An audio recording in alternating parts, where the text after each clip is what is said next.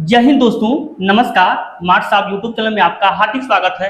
दोस्तों, जैसा कि आप जानते हैं हमारे 2025 2.0 वैकेंसी आ गई है, जिसमें बहुत सारे आपके कन्फ्यूजन्स है कि एज लिमिट क्या होगी, सर क्वालिफिकेशन क्या है, सर मैंने 1 साल का एकल विषय कोर्स किया है, मान्य रहेगा कि नहीं, सर हमारा सी टेट में 83 नंबर है, मैं एलिजिबल हूँ कि नहीं, सर मेरा 89 नंबर है, मैं एलिजिबल हूँ कि नहीं, सर लाइब्रेरियन के लिए क्या क्वालिफिकेशन है, सर एग्जाम के पैटर्न क्या क्या हैं, सर किस पार्ट के नंबर जुड़ते हैं और किस पार्ट के नंबर क्वालिफाइंग नेचर के होते हैं, इत्यादि बिंदुओं पर हम एक एक क्रमवार चर्चा करेंगे।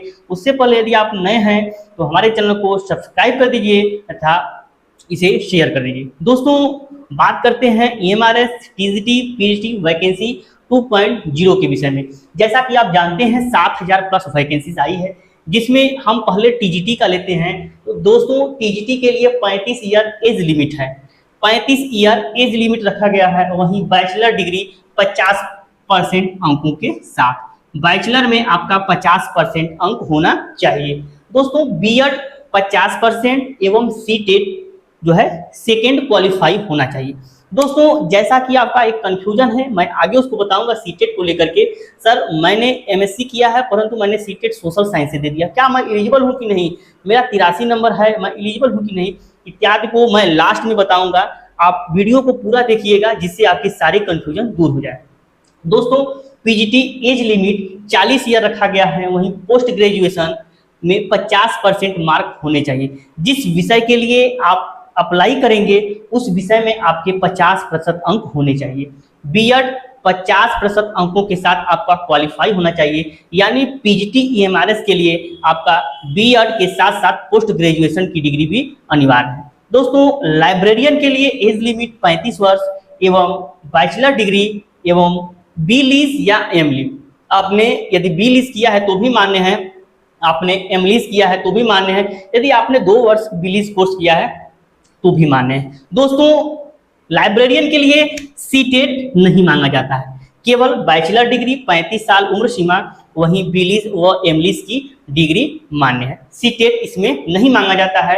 पोस्ट ग्रेजुएशन में भी सीटेट की कोई मान्यता नहीं है, केवल TGT के लिए आपको सीटेट की अनिवार्यता है। दोस्तों, उसके बाद हम आते हैं टायर 1। जैसे कि हमको TGT PGT और लाइब्रेरियन का पेपर देना है तो हमको एक प्रश्न पत्र मिलेंगे जिसमें टायर 1 और टायर 2 अंकित होगा।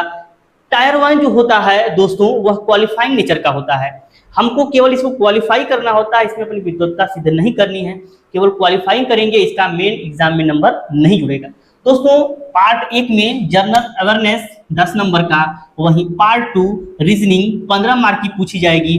पार्ट 3 ICT हमको 15 नंबर का पूछा जाएगा। पार्ट 4 टीचिंग एप्टीट्यूड 30 नंबर का पूछा जाएगा।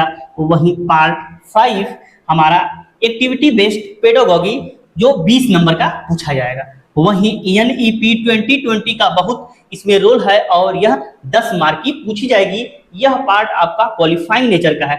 दोस्तों, उसके बाद पार्ट हमारा 6 आता है लैंग्वेज, जिसमें हमको हिंदी इंग्लिश के साथ कोई रीजनल लैंग्वेज लेना अनिवार्य है और इसमें भी 40% क्वालिफाइंग अंक हमको पाना अनिवार्य है, यानी 30 नंबर का पूछा जाएगा और 30 नंबर में 12 अंक हमको प्राप्त करने हैं। 30 नंबर में 12 अंक हमको प्राप्त करने हैं। टायर 2 में आपका ऑब्जेक्टिव 40 क्वेश्चन 40 मार्क के होंगे एवं सब्जेक्टिव 15 क्वेश्चन 60 मार्क के होंगे। जो टायर 2 होता है इसमें आपके सब्जेक्ट से क्वेश्चन पूछे जाते हैं। यदि आपने हिंदी सब्जेक्ट चुना है तो हिंदी से पूछा जाएगा, यदि आपने संस्कृत चुना है तो संस्कृत, मतलब जो भी आपका सब्जेक्ट होगा उस सब्जेक्ट से 40 क्वेश्चन ऑब्जेक्टिव एवं 15 क्वेश्चन 60 नंबर के सब्जेक्टिव पूछे जाएंगे। केवल इन्हीं का अंक मेन परीक्षा में अंकित होता है और इसी को जोड़ा जाता है। यही ऊपर के सभी क्वालिफाइंग नेचर के होते हैं एवं टायर 2 के जो है कि यह मेरिट बेस्ड होते हैं। दोस्तों, उसके बाद हम चलते हैं कॉम्बिनेशन। देखिए दोस्तों, यदि हम हिंदी इंग्लिश और संस्कृत के लिए कॉम्बिनेशन चाहते हैं तो EMRS ये लागू करता है कि हिंदी इंग्लिश और संस्कृत जो है कोई भी लैंग्वेज है वो हमको 3 साल पढ़ा होना चाहिए। यदि हम 2 साल पढ़े हैं तो मान्य नहीं है, 3 साल हमारा यह पढ़ा होना चाहिए। वहीं SST के लिए हिस्ट्री, पॉलिटिकल, जियोग्राफी, इकोनॉमिक्स में से कोई भी दो, या तो हम हिस्ट्री पॉलिटिकल हो, या तो फिर जियोग्राफी इकोनॉमिक्स हो, या हिस्ट्री इकोनॉमिक्स हो, या पॉलिटिकल इकोनॉमिक्स हो, मतलब इन चारों में से कोई दो सब्जेक्ट आपको पढ़े होने चाहिए। लेकिन ये सभी सब्जेक्ट तीनों वर्ष होने चाहिए। आपके ग्रेजुएशन के तीनों वर्ष होंगे तभी टीजीटी के लिए आप मान्य हैं। यदि 2 वर्ष है कोई भी विषय और एक विषय 3 वर्ष है तो आप मान्य नहीं है। आप एकल सब्जेक्ट कॉम्बिनेशन ईएमआरएस में मान्य नहीं होता है। यदि आप एकल सब्जेक्ट से कोई भी कॉम्बिनेशन किए हैं तो यह अमान्य है, ईएमआरएस के लिए मान्य नहीं है। आपका मुख्य विषय के लिए तीनों वर्ष रहना जरूरी है। वहीं साइंस के लिए हमारा जूलॉजी, बॉटनी एवं केमिस्ट्री, इन तीनों को प्राथमिकता दी गई है और तभी साइंस का हमारा बन पाएगा। मैथ के लिए हमारा जो है कि बीएससी मैथ, एमएससी मैथ, तमाम तरह की चीज़ें दी गई हैं, उसको आप देख लेंगे। वहीं लास्ट डेट इसका है 23 अक्टूबर। 23 अक्टूबर को इसका लास्ट डेट है। वहीं जो भी हम सर्टिफिकेट डाउनलोड करेंगे या जो भी हमको प्रमाण पत्र देने होंगे वो सेंटर स्तर के होंगे। जैसे कि यदि हमको कास्ट सर्टिफिकेट देना है तो वो सेंट्रल लेवल का बना होना चाहिए। स्टेट लेवल का है आपका सर्टिफिकेट, कास्ट सर्टिफिकेट, तो वो मान्य नहीं होगा, हमको सेंट्रल लेवल का कास्ट सर्टिफिकेट मान्य होगा। दोस्तों, आपका एक अगला क्वेश्चन था कि सर मैंने एमएससी किया है, मैं साइंस से टीजीटी भरना चाहता हूँ, लेकिन मेरे सीटेट में जो है सोशल साइंस है, तो क्या मैं एलिजिबल हूँ? नहीं।